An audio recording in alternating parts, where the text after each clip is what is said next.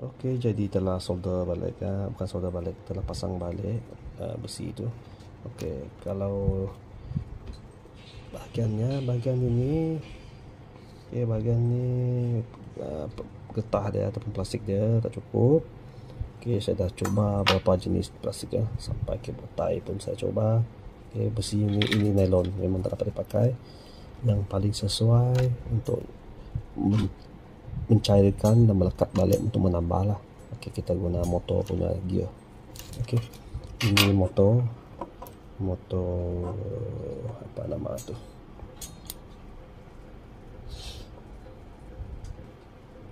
motor MBPO yang untuk spray perfume di dinding tu yang dah rosak.